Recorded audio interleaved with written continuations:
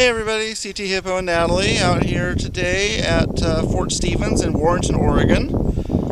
This was one of the coast defense forts of the Endicott era, and we're going to wander around a little bit and take a look at the various things and see what there is to see. But the first thing there is to see,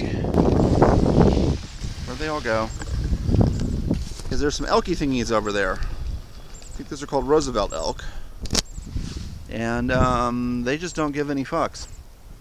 No fucks to give whatsoever.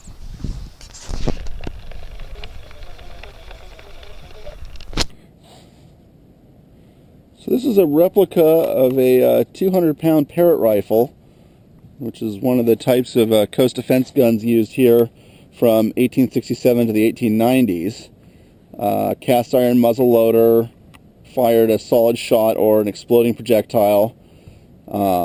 Could fire a shell over 2 miles with a 16-pound charge of black powder, 8-inch bore, and these kinds of mounts would be set into the reverse slope of a hill with guns firing over the top of them. Probably wouldn't generally be out here just on the flats, but they built hills where they needed them. You can see the foundations of the buildings that used to be here. That's the museum itself there. Apparently this one's actually a replica of one of the guns, but it does actually fire and recoil on its carriage, like the originals did.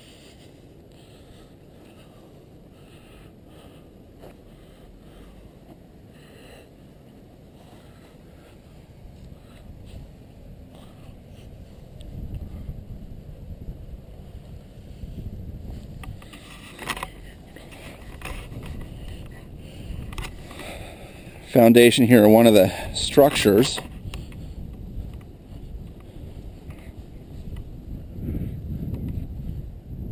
There's probably 50 of these. I would guess they might have been perhaps officers' houses.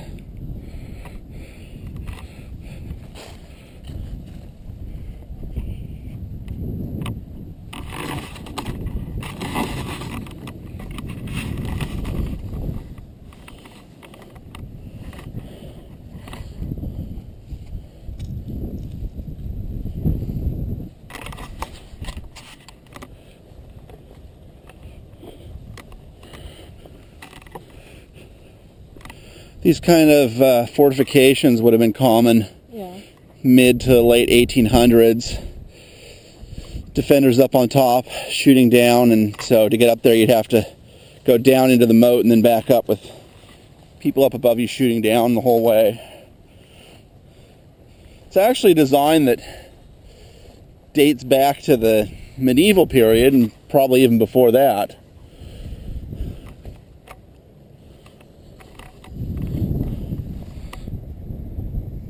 There's the elks. I don't see any lodges of them.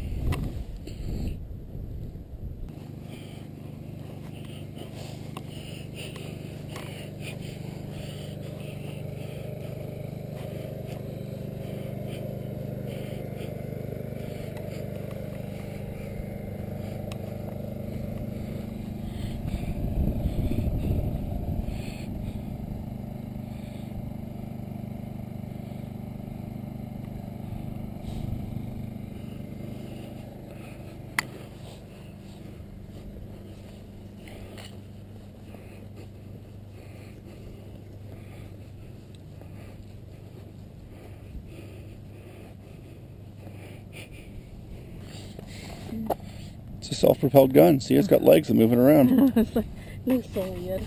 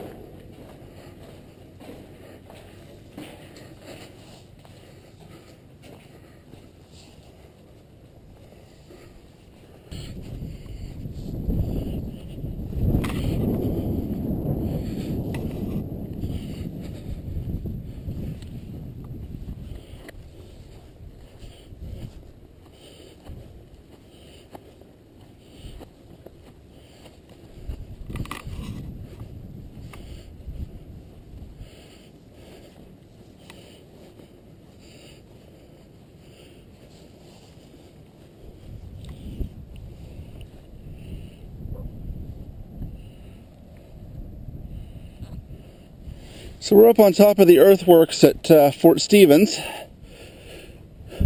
looking out over the mouth of the Columbia River. That's Washington on the other side. The fort was built here in the 1860s, mostly to keep the British at bay.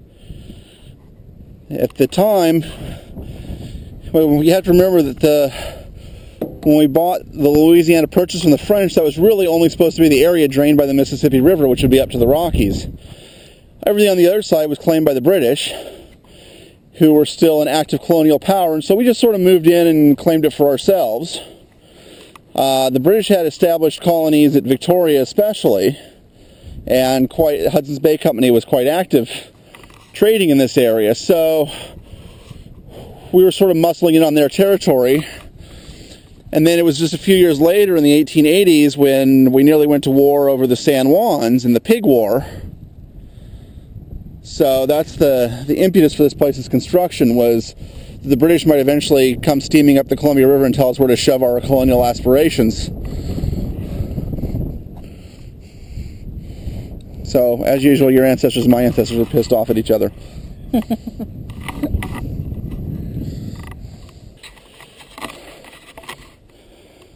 So what we have here is one of the observation posts, probably from one of the later eras. There were active batteries here until World War II, but you'd have two or more of these with angle finding, bearing finding equipment, and by finding the bearing from 2 points, they could triangulate the position of the target and call that into the guns. So it'd be a center pedestal in there with a kind of a compass arrangement, and by sighting down the compass at an enemy ship, you could figure out which way to point the guns to hit it.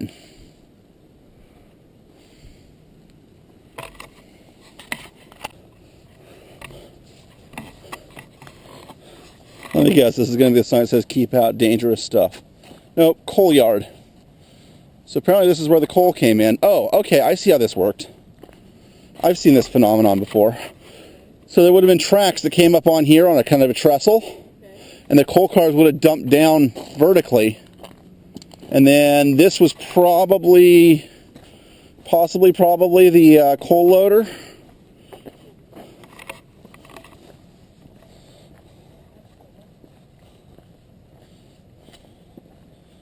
Maybe, I don't know.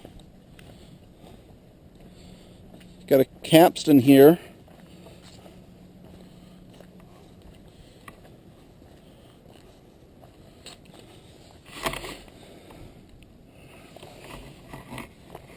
So that explains where the rails came from.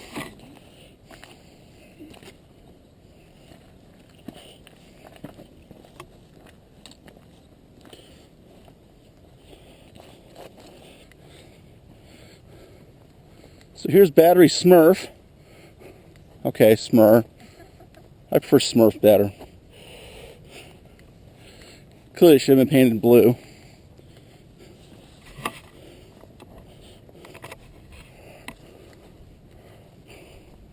Looks like some 3 or 4 inch guns.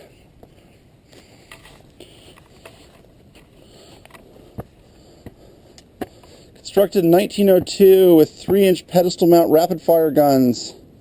Protect the minefields in the river from being removed or disarmed by small craft. Deactivated in 1920 and the guns removed and scrapped. Rooms in the lower level used for plotting room magazines for the battery.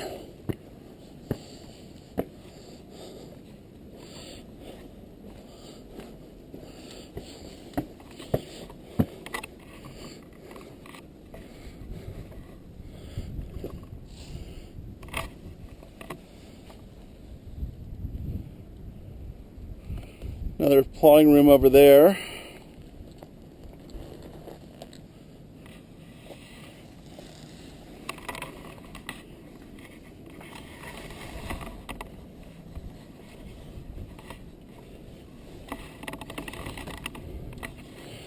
Would have been a fire control plotting thingy. Can't think what those are called. Transit, maybe? Anyway, would have mounted right there on that plinth. I've clearly not had enough caffeine yet today.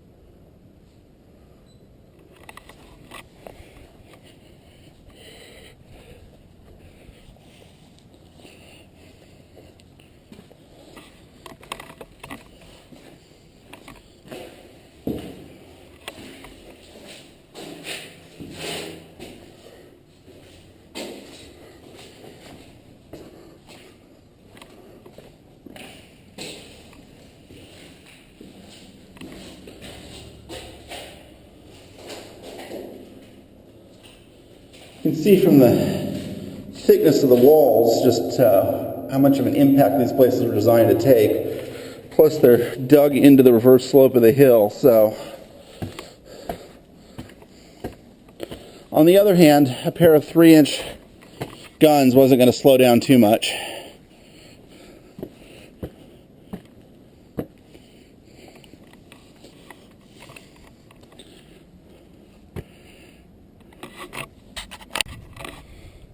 Base end station. So this is probably part of the, almost certainly part of the fire control plotting system. The further apart you have your points for triangulation, the more accurate it is. So the series of these along the coastline here would have given good information for the fire controlman. You can see here where the direction thing, I need to figure out what the hell that's called. Anyway, it sat there, and then by looking out through this slit, it could take bearings on enemy ships, communicate it with the fire control room, and then the batteries could hit them.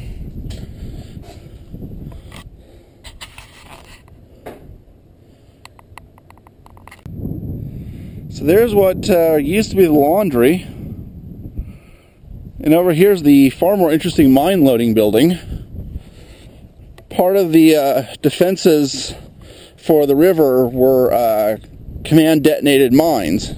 So they were taken out by ship and anchored to the bottom, but instead of having horns where if anything just bumped into them it would go off, they were controlled by wires and could be detonated remotely. So that way friendly ships could drive over them with no problem, but if an enemy ship drove over it, they'd set the mine off and blow it up. Moonstruck Exploring, which I will try to remember to put a link to their channel, has a neat video on this facility that goes into the history a lot more and the ships that were used for that process.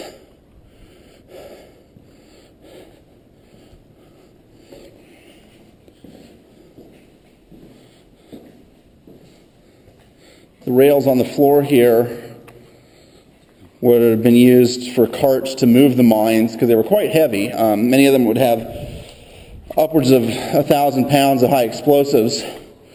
These scalloped indentations are probably the mines would sit in here.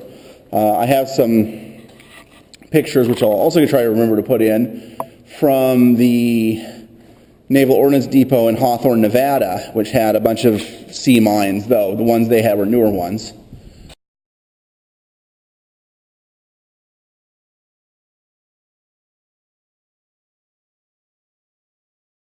You can see the caged lights up there.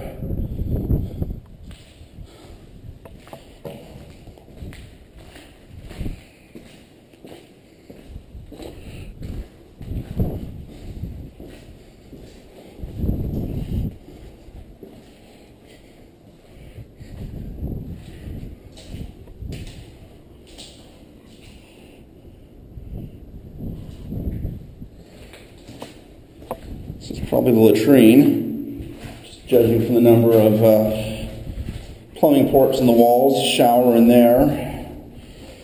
This facility here appears to be either a current or possibly former navigation beacon site. And you can see there's a microwave link that's pointed over towards, I assume, Cape Disappointment Lighthouse. So I don't know if it's if there's a radar there, maritime surveillance radar there, or if it's just a data link or what it is, but I think this is where it links into the rest of the world.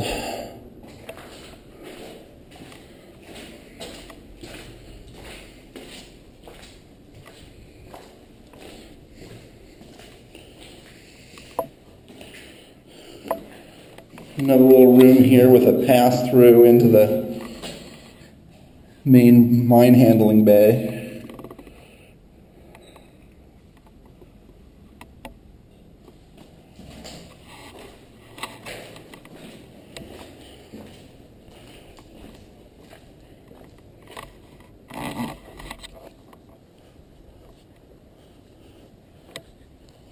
See the remains where there was a roll-up door there.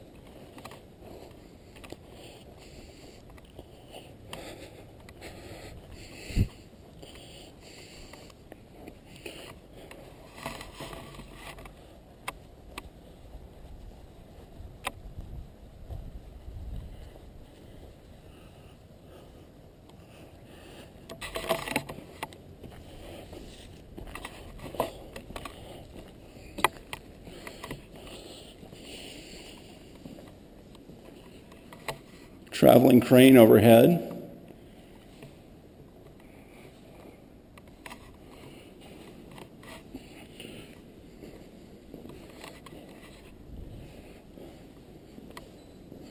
This is the other side of that pass-through we just saw.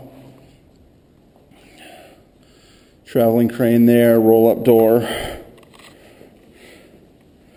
believe this facility dates from the interwar years.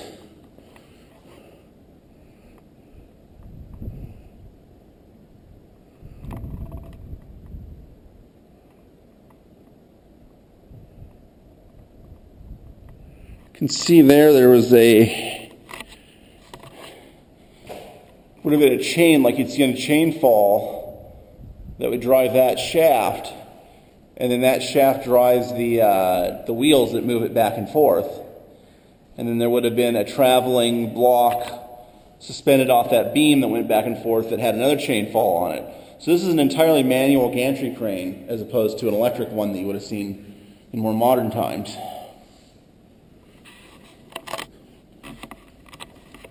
And that's a Caterpillar.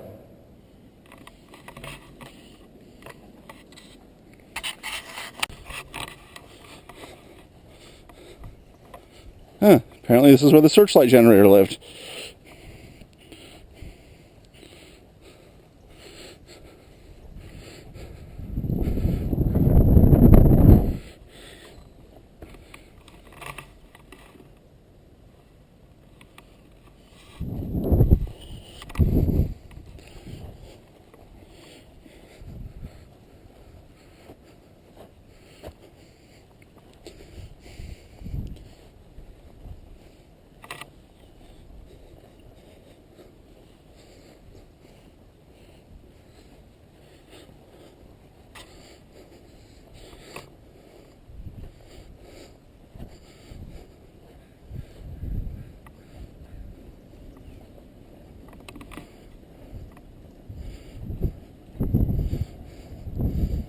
Torpedo loading room.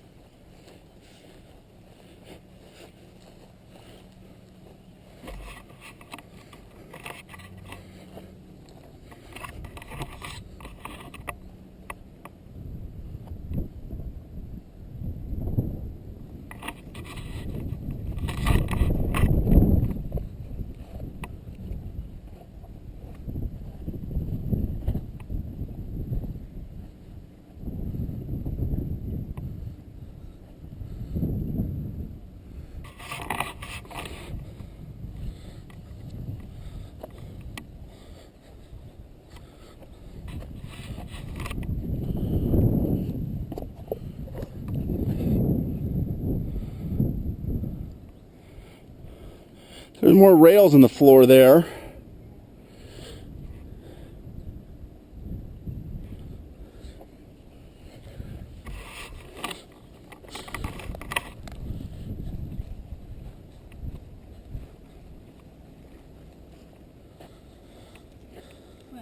Huh? What, you said there's more rail? Yeah, there's rails in the floor. Oh. Oh, I see.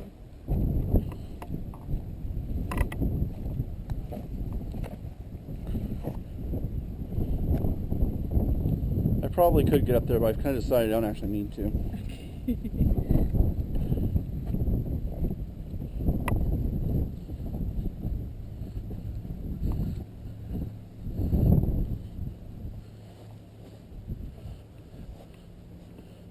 Must have been some kind of a little trestle right here.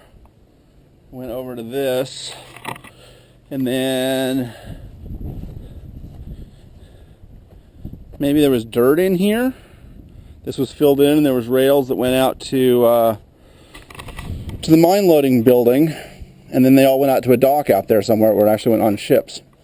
Is my guess. Because mines and torpedoes are both big, heavy things that you don't really want to carry around and you really don't want to drop. That ends badly.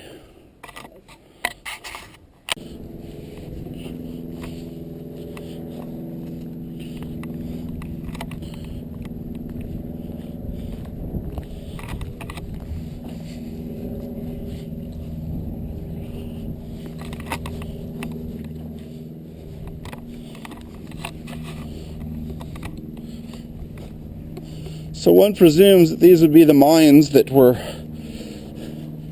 set up in the mine loading shed.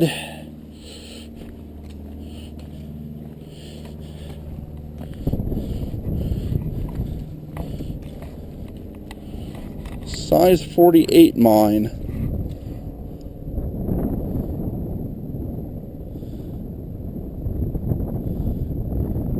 £100 charge of explosives believed to be enough to destroy a well-built vessel at a distance of 20 feet. This was packed with approximately 200 pounds of explosives.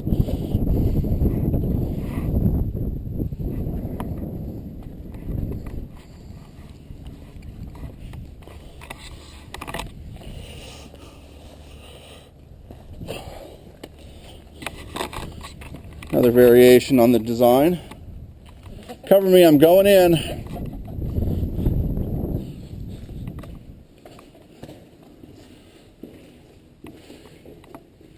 See the view there of the wiring. Two conductors, an insulator in a twisted wire armored jacket suspended from the ceiling.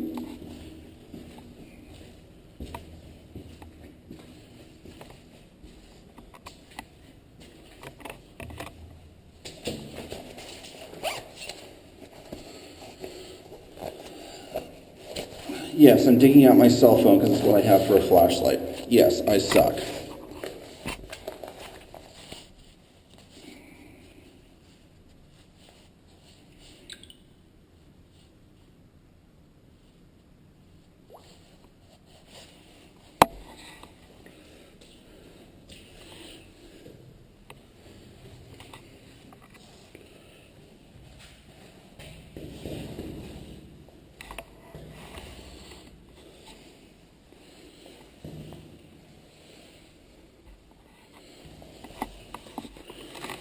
I literally cannot see the floor in here.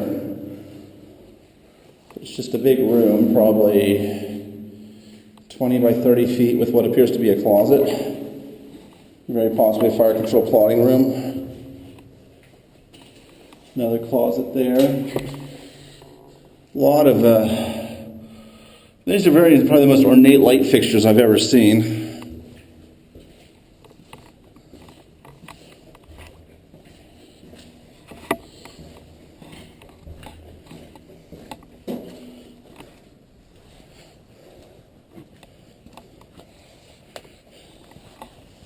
It's not very big on the inside. It just kind of goes back to one big room.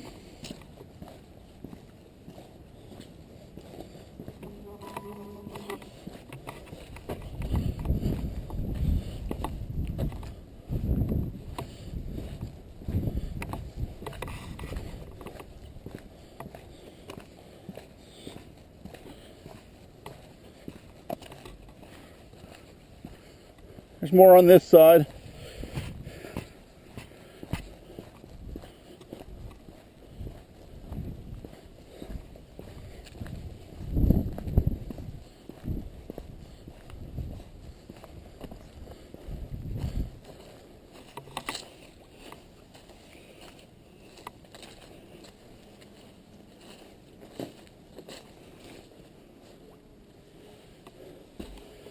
See the rope here. So clearly this was meant to act as some kind of a seal on the door. This might have, I almost want to say this is like a walk-in freezer. You see these same kinds of latches Sink. Fire exit sign. Shelves for something.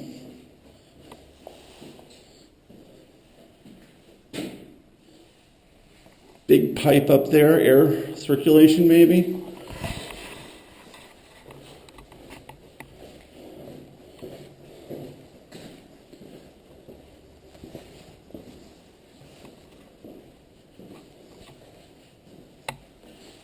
More ventilation system.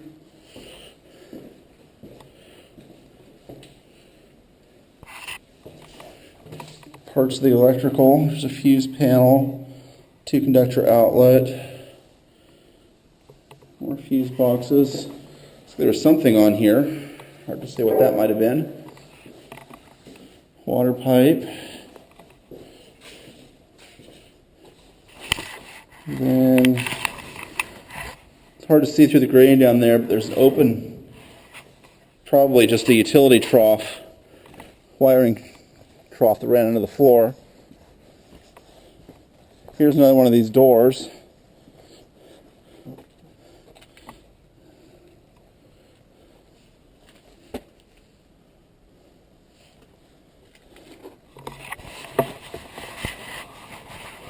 Unfortunately, well and truly rusted shut.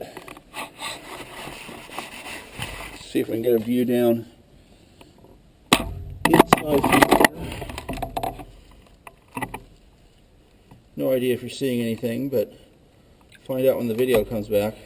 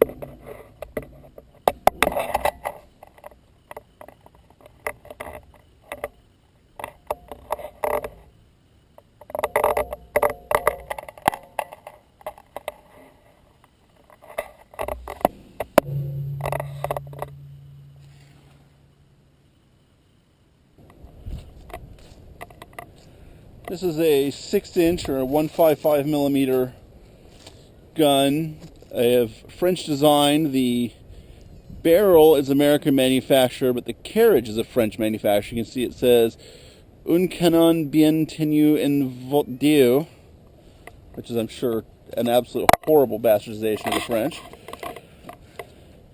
So these guns were not actually used here at Fort Stevens, but were used other places on the Oregon and Washington coast.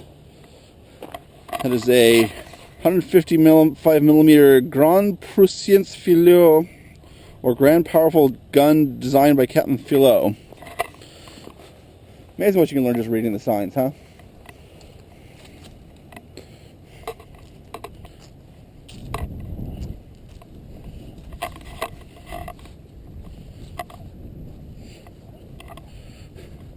That's the older, but I suppose you would still say intermediate era battery. Has a 6-inch disappearing rifle there. Go up and take a look at that here in just a minute. Kind of an overview of the whole battery. And the, I have to say, artfully fitted in restrooms, which are, quite nice.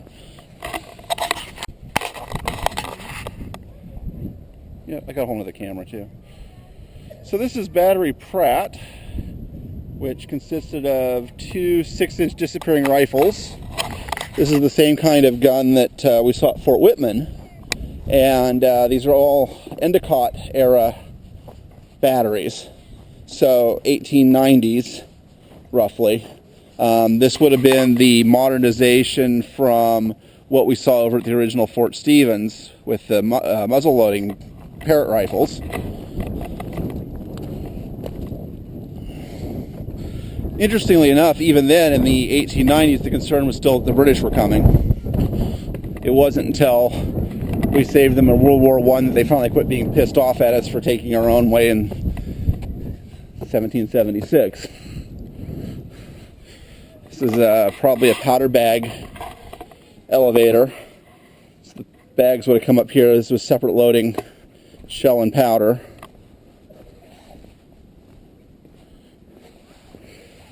So you can see here the guns in the down position. Big hydraulic recuperator here, which acts as basically a rubber band. When the gun fires, it travels back and down on this carriage to the reloading position. They'd shove the shell in, shove the powder bag in, trip the mechanism, which I'm not entirely clear where the trip mechanism is, but it's over here somewhere. Anyway, trip the mechanism, and the stored energy in these recuperators would cause it to pop back up so the muzzle stuck up over the parapet, and they could shoot again. In the era before aircraft, this would have been a very well protected system because the guns on ships couldn't point up high enough to land a shell over these walls. The best they could have done was maybe hit the bathroom back there. And so the crews here would have been very safe because they're behind 5 or 6 feet of concrete wall loading and firing the guns and aren't ever exposed to return fire. However, once the aircraft came along, it kind of ruined the whole thing. Look up the shell hole here. Yeah, kind of nothing to see. Interrupted thread breach. So there'd be a crank that went on this, or more likely a geared mechanism here, and the crank would be on this one. So this, you'd open it up, shove the shell in, shove the powder in, shut this door, turn it, these teeth would integrate with these teeth and seal it, and then the gun could be fired. There'd probably be some kind of a mechanism in here that had an igniter. Probably that hole here would be like a touch hole, would fire off the powder. These cranks would be, I would presume, for rotating the gun. You can see that mechanism comes down into the base, and you got these rollers here. And somewhere in here would be a mechanism for elevating it, possibly this one.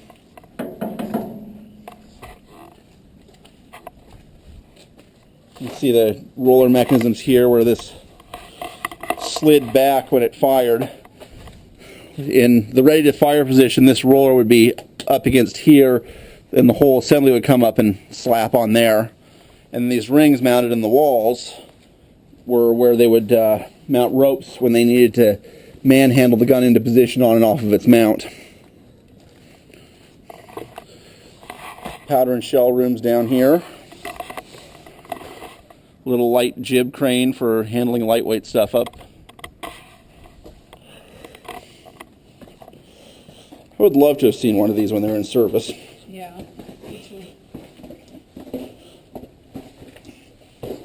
Do the reenactments do anything? None of these are in firing condition.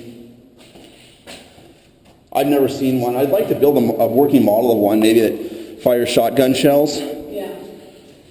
Oh, this is interesting. So this is the, would have been the powder store.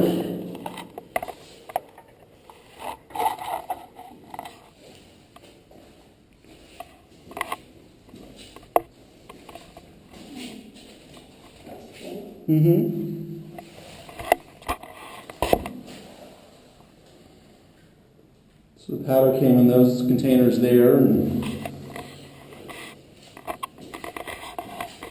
let's see if there's a shell room. This is the bottom end of the powder elevator that we saw up above. So it would come out of that room onto here and get hoisted up, excuse me.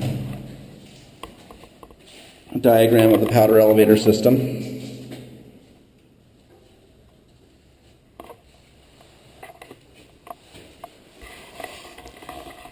There's the hoist up to the upper level.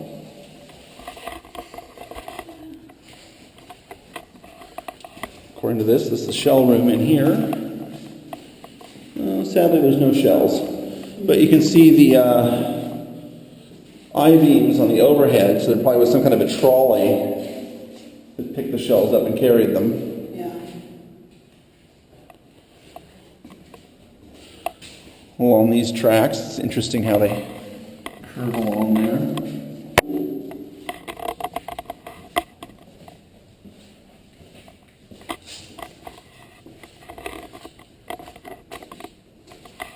Another shell room over here. You can see the tracks coming out. And then there was probably a shell elevator here somewhere.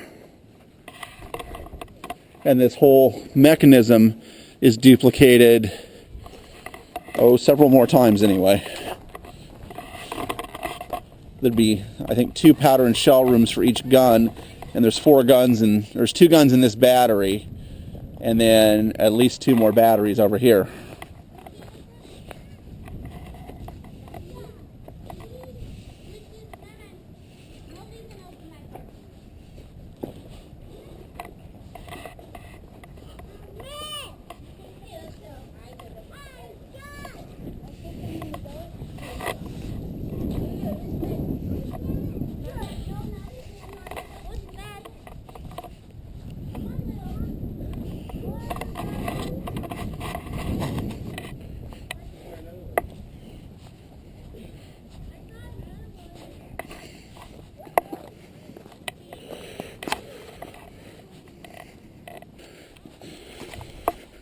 Here we have the steam plant, which would have powered the whole mechanism.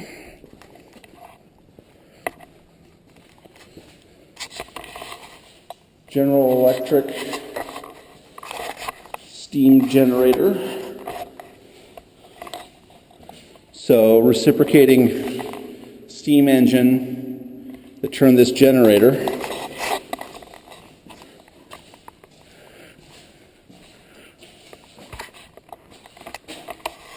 No, I take that back. You see the spark there? This is definitely the later gasoline-fired plant. So 4-cylinder, it's either possibly an actual gasoline engine or it might be a gasoline-started diesel engine. I'll have to root around a little bit and see if I can find a sign plate that tells me.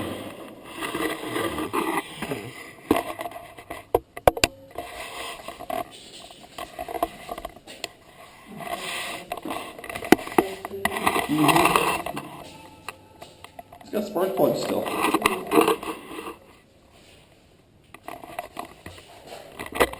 them back in there, it's not accessible.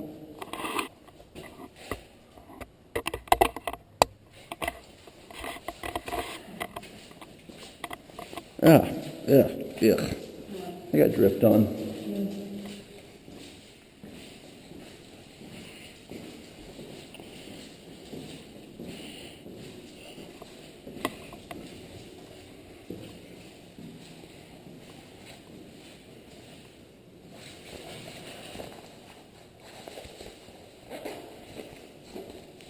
This might have been a boiler room.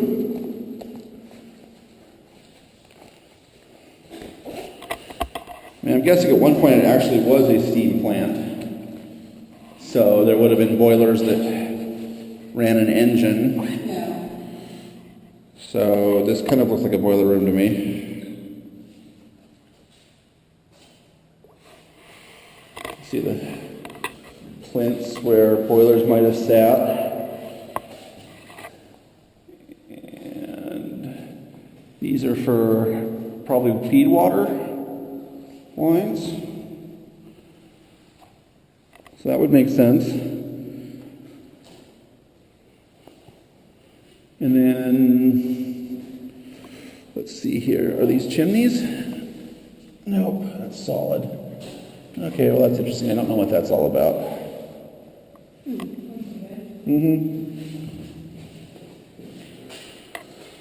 Back side of the generator.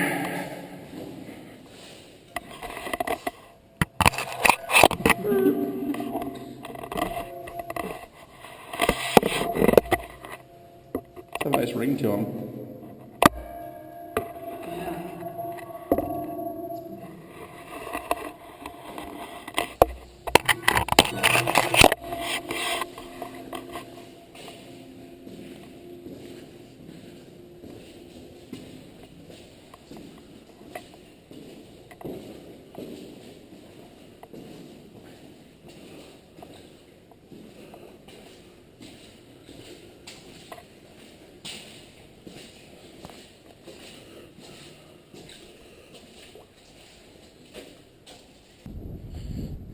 Battery Lewis and Battery Walker. You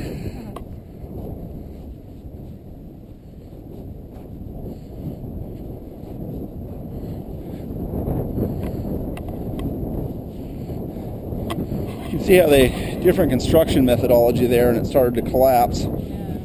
Lighter weight construction. This is probably where all that stuff we saw over in the junk pile came off of here. Yeah.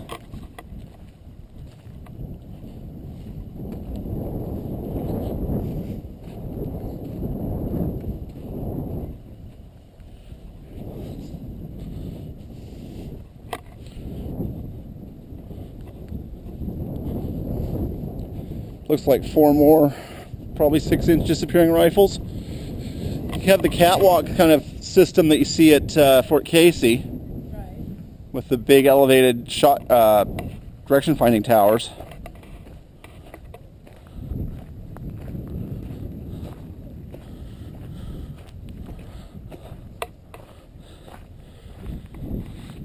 Oh, 10-inch disappearing rifles. So, well, again, like Casey. Each shell is 617 pounds.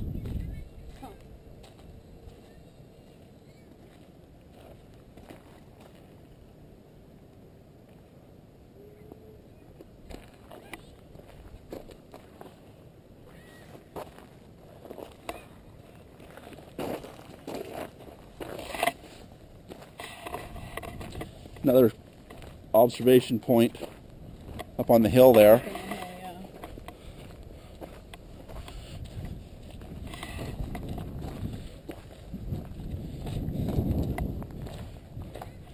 Well, it certainly lasted long enough to serve its so that's interesting. It's starting to buckle now.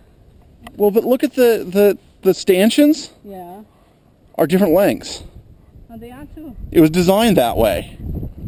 I assume for drainage, but it was designed that way. Either that or this is not I think this might not be the original stanchions. Oh, maybe. Because I think the original ones were more ornate.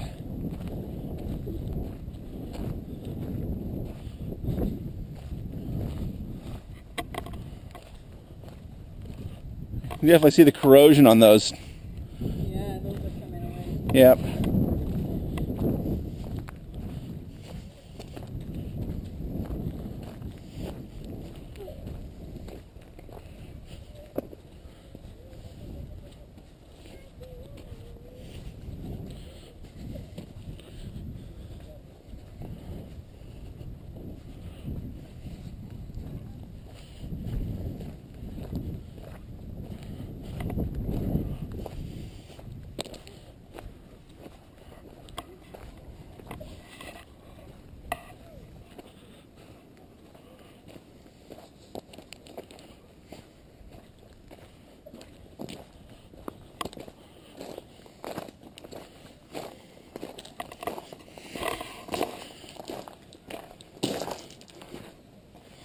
Battery Lyman Mishler.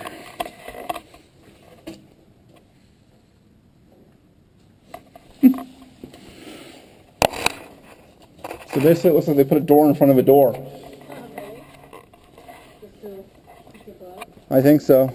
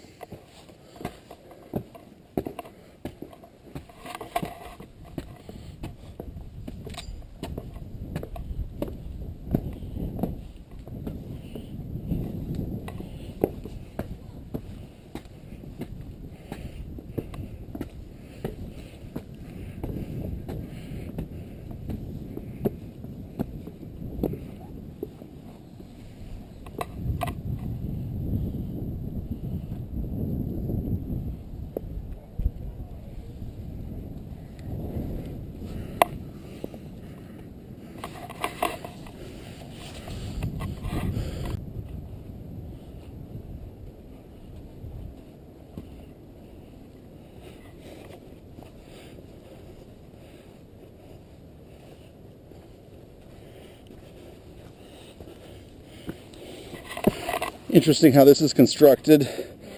There's actually a gap between the stairs and think it's sunk on, it's just the way it was built. Cute use of a telescope.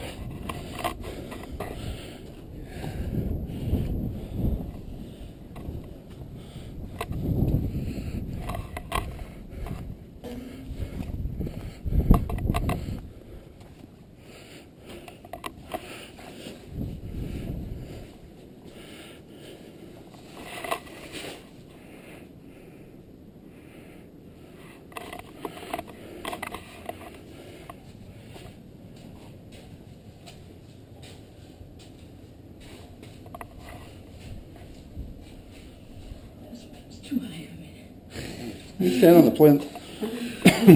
Yeah. Yeah. Just for you. There we go.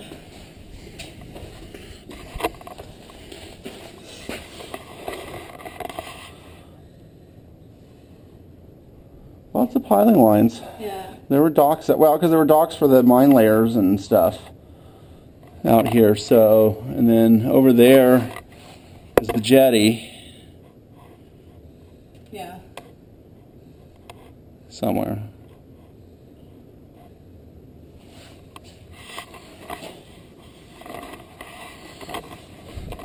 And those are some really expensive houses. Yeah.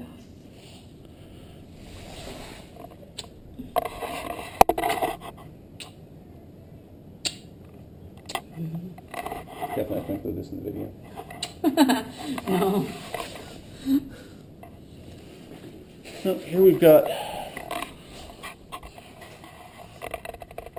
What if that's us?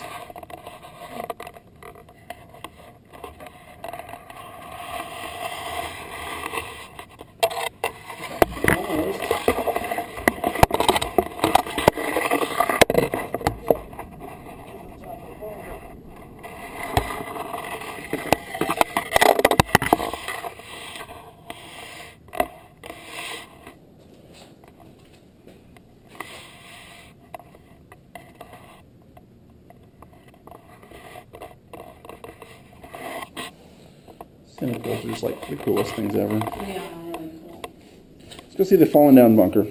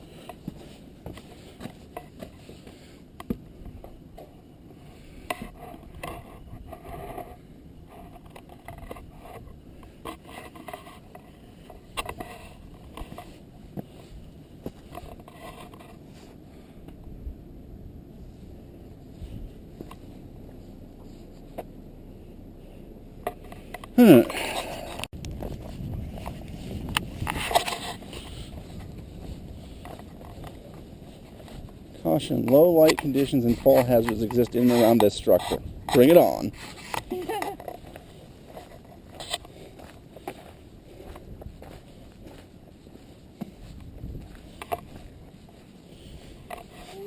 And it's locked.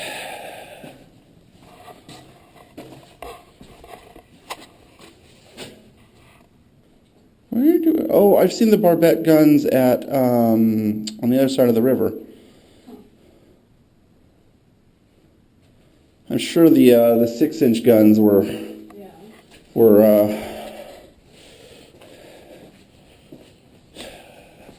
They got surplus from someplace else. But again, a lot of this was about look like we're doing something. Yeah. See you're busy with it. Yeah, convince the populace that we're ready to repel a Japanese invasion with 2 guns.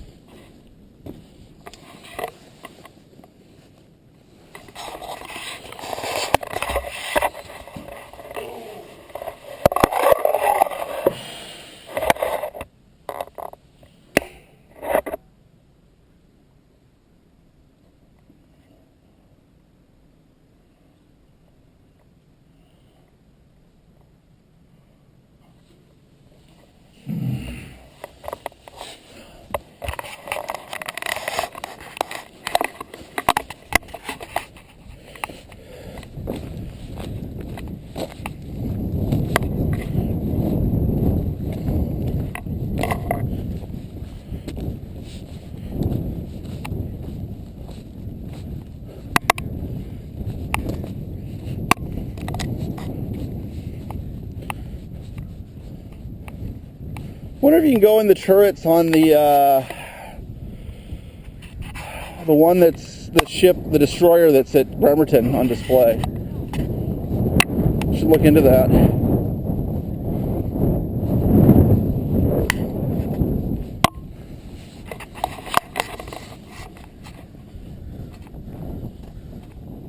So as the sign just said, these in fact are not the original guns. These are 5-inch destroyer guns, which would have been quite modern in the World War II era, and in fact were used, might even still be in use on some destroyers to this day.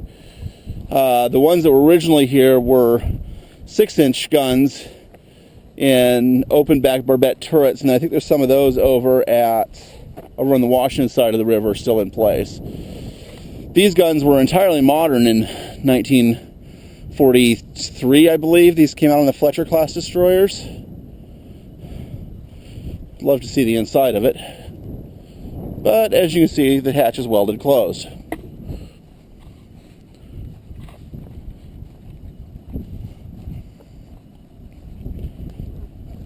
Very different. Yep.